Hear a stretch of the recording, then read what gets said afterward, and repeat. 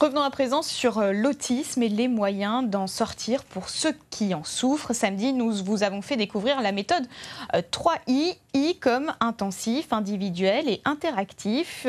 Une méthode qui repose sur l'éveil de l'enfant grâce à un relais de bénévoles. Benoît, un jeune autiste de La Réunion, en a bénéficié grâce à l'association Autisme Espoir vers l'école. Et ce soir, nous recevons la fondatrice de cette association, Catherine Delaprelle. Bonsoir. Bonsoir.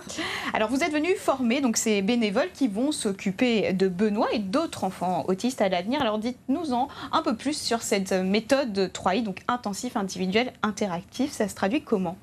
Alors c'est une méthode par le jeu. On va faire jouer l'enfant dans une petite salle de jeu. Parce que les enfants autistes n'ont pas la notion de l'espace, ils sont mieux dans une petite salle, comme si on les remettait dans un berceau et qu'on leur redonnait une deuxième chance de repasser par les étapes du développement qu'ils ont ratées malheureusement et qui peut-être donnent cet autisme. Comment s'y prend-on justement pour simuler un enfant autiste? Alors vous disiez par le jeu et... Alors par le jeu, oui. Le but d'une séance pour jouer avec Benoît, bien sûr, je vais jouer en face de lui, mais je vais rentrer dans son monde. Je vais faire comme lui. Je vais me faire copain dans son monde. Je vais partager son jeu.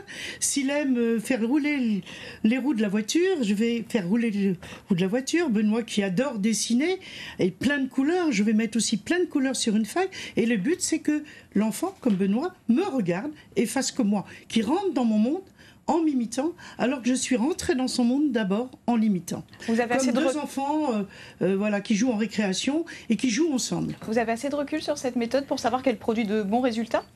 J'ai 15 ans de recul presque. Le premier recul, c'est mon petit-fils, qui aujourd'hui a 18 ans, est un brillant étudiant de prépa en école d'aéronautique et qui a passé aussi très brillamment son bac, qui a déjà conduit son premier avion à 15 ans, alors qu'il était un autiste sévère à 2 ans et demi.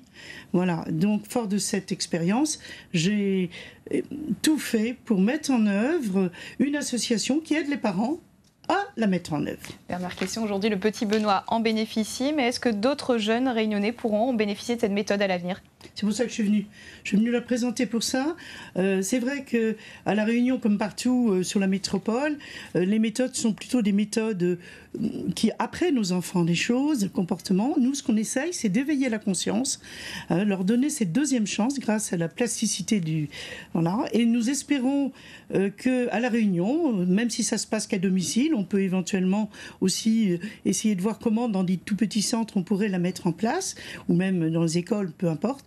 En tout cas, ce qui est important, c'est que nous, on essaye effectivement de créer une antenne autour des parents de Benoît avec une psychologue qu'on cherche sur La Réunion à leur appel, qu'on formerait en métropole et ici, de façon à ce qu'elle puisse superviser les équipes et l'enfant, les enfants qui voudraient, pour lesquels les parents voudraient la mettre en place. Et évidemment, nous suivrons tout cela. Merci beaucoup, Catherine Delaprelle, d'avoir répondu à nos questions ce soir.